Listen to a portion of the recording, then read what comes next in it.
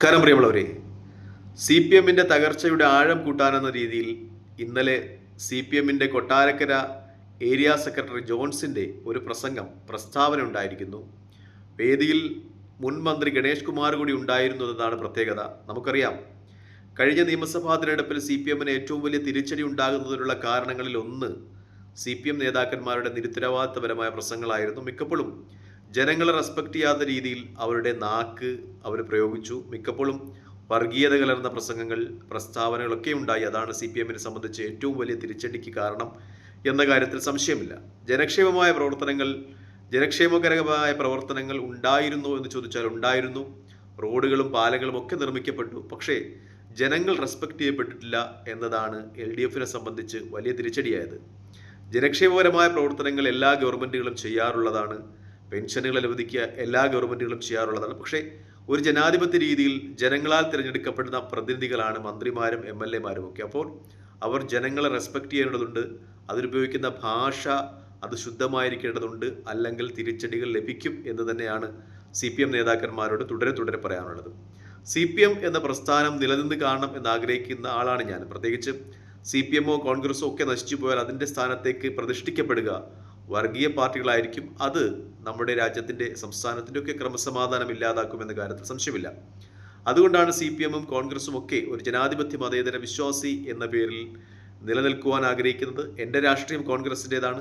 പക്ഷേ എനിക്ക് C P എമ്മിനെയും C P എമ്മിൻ്റെ പ്രവർത്തകരെയും നേതാക്കന്മാരെയും ഒക്കെ ഇഷ്ടമാണ്. പക്ഷേ അവരുടെ ധാർഷ്ട്യം കലർന്ന പ്രസ്താവനകൾ മിക്കപ്പോഴും ആ രാഷ്ട്രീയ പ്രസ്ഥാനത്തിന് തിരിച്ചടികൾ നൽകുന്നു എന്നത് യാഥാർത്ഥ്യമാണ്. അത് ഉൾക്കൊണ്ട് തിരുത്തുവാൻ അണികൾ നേതൃത്വത്തെ നിർബന്ധിക്കേണ്ടിയിരിക്കുന്നു എന്നാണ് എനിക്ക് പറയാനുള്ളത്. കാരണം കഴിഞ്ഞ ദിവസം ജോൺസന്റെ ഒരു പ്രസ്താവന ഉണ്ടായിരിക്കുന്നു. പ്രസ്താവനയിൽ അദ്ദേഹം പറയുന്നത്, ഈ യു ഡി എഫിന് ഭരണം കിട്ടിയതിനു ശേഷം കാസർഗോഡ്, മലപ്പുറം, കോഴിക്കോട് എന്ന വടക്കൻ സംസ്ഥാനങ്ങളിൽ നിന്ന്, അതായത് മലബാറിൽ നിന്ന് ധാരാളം ആളുകൾ തിരുവനന്തപുരത്തേക്ക് വരുന്നു. അവർ ലോഡ്ജുകളിൽ റൂമെടുത്ത് താമസിക്കുന്നു. വണ്ടിയിലാണ് വരുന്നത്. വലിയ വണ്ടിയിൽ 10-30 പേരായിട്ടാണ് വരുന്നത്. തിരുവനന്തപുരത്ത് വന്ന് തിന്നുന്നു, കുടിക്കുന്നു.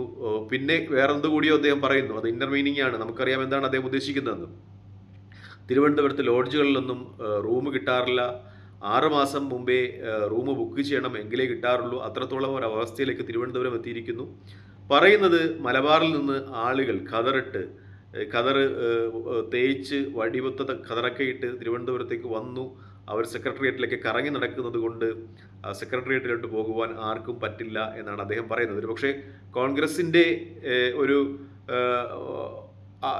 ഖദറിട്ട ആളുകൾ തിരുവനന്തപുരത്ത് തിങ്ങി നിറയുന്നതിനെയൊക്കെ പറ്റി അദ്ദേഹം പരാമർശിക്കുന്നതാകാം. പക്ഷേ ഒരു പ്രദേശത്തെ അല്ലെങ്കിൽ മലബാറിനെ, ചില ജില്ലകളെയൊക്കെ അദ്ദേഹം പേരെടുത്ത് പറയുമ്പോൾ ഉത്തരവാദിത്തപ്പെട്ട പാർട്ടിയുടെ സ്ഥാനത്തിരിക്കുന്ന ഒരാൾ മലബാറിൽ നിന്ന് ആളുകൾ വന്ന് തിരുവനന്തപുരത്ത് ഇങ്ങനെ തിങ്ങിപ്പാർക്കുന്നത് കൊണ്ട് പ്രശ്നമുണ്ട് എന്ന് പറയുമ്പോൾ കേരളത്തിൻ്റെ ഒരു സാംസ്കാരിക തനിമയ്ക്ക് യോജിക്കുന്നതല്ല. പ്രത്യേകിച്ചും കേരളത്തിൻ്റെ ഭാഗമാണ് മലബാറും മലപ്പുറവും കോഴിക്കോടും കണ്ണൂരും തിരുവനന്തപുരവും ഒക്കെ. ഏത് കേരളീയനും ഏത് ഇന്ത്യക്കാരനും ഇവിടെ വരാം, സെക്രട്ടേറിയറ്റിൽ ആവശ്യങ്ങൾക്ക് വരാം, മന്ത്രിമാരെ കാണാം എന്നൊക്കെ ഇരിക്കെ ഇങ്ങനെയുള്ള പ്രസ്താവനകൾ അത് സി പി എമ്മിനെ സംബന്ധിച്ച് തിരിച്ചടികൾ ഉണ്ടാക്കുകയുള്ളൂ എന്ന കാര്യത്തിൽ സംശയമില്ല. ഇനി മറ്റൊന്ന്, അത് സ്വയം ട്രോളുന്നതിന് തുല്യമാണ്. തങ്ങളുടെ പാർട്ടിയുടെ ഭരണകാലത്ത്, സി പി എമ്മിൻ്റെ ഭരണകാലത്ത് ആർക്കും സെക്രട്ടേറിയറ്റിൽ നിന്നും വരാൻ പറ്റില്ല എന്നായിരുന്നു അദ്ദേഹം പറഞ്ഞു വരുന്നതിൻ്റെ അർത്ഥമായി പരിണമിക്കുന്നത്. കാരണം അദ്ദേഹം പറയുന്നത്, ഇപ്പോൾ സെക്രട്ടേറിയറ്റിലൊന്നും ആർക്കും ഒന്ന് കയറാൻ പോലും പറ്റില്ല, അത്രയ്ക്ക് തിരക്കാണ്. നേരത്തെ അങ്ങനെയൊന്നും ഇല്ലായിരുന്നു. ഈ കോൺഗ്രസ് ഭരണത്തിൽ വന്നതിന് ശേഷമാണ് സെക്രട്ടേറിയറ്റിൻ്റെ അകത്തൊന്നും ആർക്കും കയറാൻ പറ്റാത്തത്, മന്ത്രിമന്ദിരങ്ങളിലൊക്കെ കയറാൻ പറ്റാത്തതെന്ന് പറയുമ്പോൾ സി പി എമ്മിൻ്റെ ഭരണകാലത്ത് ജനങ്ങൾക്ക് പ്രാപ്യരല്ലായിരുന്നു സി പി എമ്മിൻ്റെ മന്ത്രിമാരും മുഖ്യമന്ത്രിയും എന്നാണ് താങ്കളുടെ പ്രസംഗത്തിലൂടെ വ്യക്തമാകുന്നത്. താങ്കളുടെ പാർട്ടിക്ക് തന്നെ തിരിച്ചടിയാണ്. എന്നെ സംബന്ധിച്ച് സി പി എം നേതാക്കന്മാരോട് പറയാനുള്ളത്, ദയവായി നിങ്ങളുടെ നാക്കിനെ നിയന്ത്രിക്കുക. അല്ലെങ്കിൽ നിങ്ങളുടെ പ്രസ്ഥാനം അത് വളരെ വേഗം ഈ ത്രിപുരയിലെയും ബംഗാളിലെയും ഒക്കെ അവസ്ഥയിലേക്ക് എത്തുമെന്നാണ്. സി പി എമ്മിനെ സംബന്ധിച്ച് അവരുടെ മുൻനിര നേതാക്കന്മാരുടെ പ്രസംഗം തന്നെ മിക്കപ്പോഴും ജനങ്ങളുടെ ക്ഷമയെ പരീക്ഷിക്കുന്ന രീതിയിലാണ്. എം എം മണിയുടെയൊക്കെ പ്രസംഗം അത് മിക്കപ്പോഴും അദ്ദേഹത്തെയൊക്കെ സി പി എമ്മുകാർ ന്യായീകരിക്കുന്നത് ഗ്രാമീണ ഭാഷയാണ്, ഗ്രാമീണനാണ്, കളങ്കമില്ലാത്തവനാണെന്നൊക്കെയാണ്. പക്ഷേ അദ്ദേഹത്തിൻ്റെ ഭാഷയിലും എല്ലാത്തിലും നിറഞ്ഞു നിൽക്കുന്ന ഒരു ദ്വയാർത്ഥ പ്രയോഗമുണ്ട്. അത് ഈ പെൺപിള്ളை ഒരുമൈ സമരവുമായി ബന്ധപ്പെട്ടായാലും അവിടെ നടക്കുന്നത് മറ്റേ പണിയാണെന്ന് പറഞ്ഞതായാലും, ഒപ്പം ഈ ഇലക്ഷൻ പരാജയപ്പെടുമ്പോൾ പെൻഷനും എല്ലാം വാങ്ങിച്ചു തിന്നിട്ട് ജനങ്ങൾ മറച്ചു കുത്തി എന്നൊക്കെ പറയുന്നതായാലും അതൊന്നും ഒരു ജനാധിപത്യ രീതിയിൽ യോജിക്കുന്നതല്ല എന്ന തിരിച്ചറിവ് CPMന്റെ സാധാരണ സൈബർ ഇടങ്ങളിൽ പ്രവർത്തിക്കുന്ന ആളുകൾക്ക് ഉണ്ടാകണം.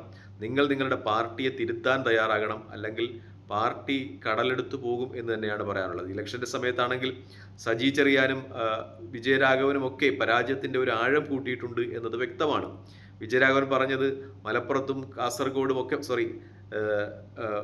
സജി ചെറിയാൻ പറഞ്ഞത് മലപ്പുറത്തും കാസർഗോഡും ഒക്കെ മത്സരിച്ച് വിജയിക്കുന്ന ആളുകളുടെ പേരെടുത്ത് നോക്കിയാൽ അറിയാം അവരുടെ കാര്യങ്ങൾ എന്നാണ്. അതിലൊക്കെ തന്നെയും ഒരു വർഗീയമായ പരാമർശങ്ങൾ ഉണ്ട് എന്ന് വ്യക്തമാണ്. CPMനെ പോലെ സെക്കുലറിസത്തിൽ വിശ്വസിക്കുന്ന, CPMനെ പോലെ മതേതരത്തിന് ശക്തി പകരുവാൻ കഴിയുന്ന ഒരു പ്രസ്ഥാനത്തിൽ നിന്ന് ഉണ്ടാകുവാൻ പാടുള്ളതല്ല ഇത്തരം പ്രസ്താവനകൾ എന്നതാണ് യാഥാർത്ഥ്യം. പിന്നെ പറയുകയേ വേണ്ട, വെള്ളാപ്പള്ളി നടേശനെ ഒക്കെയും ന്യായീകരിക്കുന്ന രീതിയിലുള്ള പ്രസ്താവനകളുമായി CPMന്റെ നേതാക്കന്മാർ മുന്നോട്ട് പോയിട്ടുണ്ട്. അദ്ദേഹം മലപ്പുറം ജില്ലയും മുസ്ലിം സമുദായത്തുമൊക്കെ നിരന്തരം ആക്രമിക്കുമ്പോഴും അദ്ദേഹത്തെ സ്റ്റേറ്റ് കാറിൽ വിളിച്ച് ആനയിച്ചു കൊണ്ടുപോയിട്ടുണ്ട് മുഖ്യമന്ത്രി പിണറായി വിജയൻ. മാത്രമല്ല മറ്റൊരു കാര്യം കൂടിയുണ്ട് CPMന്റെ പരാജയത്തിന്. അത് യോഗി ആദിത്യനാഥിന്റെ ആശംസാ പ്രസംഗം ഈ ശബരിമലയുമായി ബന്ധപ്പെട്ട് അവിടെ നടന്ന അയ്യപ്പ സംഗമത്തിൽ വായിച്ചു എന്നതുമായി ബന്ധപ്പെട്ടൊക്കെ ഒരുപാട് വിവാദങ്ങൾ CPM ക്ഷണിച്ചു വരുത്തിയിട്ടുണ്ട്. അതിൻ്റെയൊക്കെ അനന്തരഫലമായിരുന്നു തെരഞ്ഞെടുപ്പിന്റെ പരാജയം എന്ന കാര്യത്തിൽ സംശയമില്ല. ഒരിക്കൽ കൂടി ഇതാ ആവർത്തിക്കപ്പെടുകയാണ്. കൊട്ടാരക്കരയിൽ നിന്ന് CPMന്റെ കൊട്ടാരക്കര ഏരിയ സെക്രട്ടറി ജോൺസൺ എന്നാണ് അദ്ദേഹത്തിന്റെ പേരെന്ന് തോന്നുന്നു. അദ്ദേഹം ഒരിക്കൽ കൂടി അത്തരം ഉത്തരവാദിത്തമില്ലാത്ത പ്രസ്താവനകൾ നടത്തുന്നു. മലപ്പുറത്ത് നിന്ന്, കോഴിക്കോട് നിന്ന്, കാസർഗോഡ് നിന്നൊക്കെ ആളുകൾ തിരുവനന്തപുരത്ത് വന്ന് ലോഡ്ജ് എടുത്ത് താമസിക്കുന്നു. 6 മാസം മുമ്പേ ലോഡ്ജ് ബുക്ക് ചെയ്യണം, അല്ലെങ്കിൽ ഇപ്പോൾ അവർ വരുന്നതുകൊണ്ട് ലോഡ്ജ് കിട്ടാത്ത അവസ്ഥയാണ് എന്ന രീതിയിലൊക്കെ പറയുമ്പോൾ, അവർ വന്ന് തിന്നുകുടിച്ച് മറ്റെന്തോ ചെയ്തൊക്കെ പോകുന്നു എന്ന് പറയുമ്പോൾ അത് വല്ലാത്ത ഒരു ഇൻസൾട്ട് ഉണ്ടാക്കുന്ന സംസാരമാണ്. പ്രത്യേകിച്ചും കേരളത്തിന്റെ പ്രാദേശികമായി തന്നെ വിഭജിക്കുവാനുള്ള ശ്രമങ്ങളാണൊക്കെ നടക്കുന്നത് എന്ന് പറയേണ്ടിയിരിക്കുന്നു എന്നതാണ് യാഥാർത്ഥ്യം. അതുകൊണ്ട് CPMന്റെ നേതാക്കന്മാർ അവരുടെ ഒരു സ്ട്രിക്റ്റ് ആയിട്ട് അവരുടെ നേതാക്കന്മാർക്ക് നിർദ്ദേശം കൊടുക്കുക, ഉത്തരവാദിത്തപരമല്ലാത്ത പ്രസ്താവനകൾ നടത്തരുതെന്ന്. CPM കുറച്ചുകൂടി ശ്രദ്ധ കേന്ദ്രീകരിക്കുക അതിൽ, അല്ലെങ്കിൽ പാർട്ടിയുടെ കാര്യം അപകടത്തിലാണെന്ന് പറയാതെ വയ്യ. കാരണം അത്രത്തോളം കേരളത്തിലെ യുവജനങ്ങളൊക്കെ ഇത് ശ്രദ്ധിക്കുന്നുണ്ട്. സോഷ്യൽ മീഡിയയുടെ യുഗമാണ്. ഇത്തരം ഉത്തരവാദിത്തപരമല്ലാത്ത പ്രവർത്തനങ്ങളും പ്രസ്താവനകളും നടക്കുന്ന നേതാക്കന്മാരൊക്കെ തിരസ്കരിക്കപ്പെടും എന്ന കാര്യത്തിലൊന്നും ഒരു സംശയവും വേണ്ട. അവസരങ്ങൾ പാർത്ത് BJP ഇരിപ്പുണ്ട്. കോൺഗ്രസും CPMും തമ്മിലാണ് പ്രധാന മത്സരം എന്ന ഘട്ടം കേരളത്തിൽ ഏകദേശം അവസാനിക്കുകയാണ്.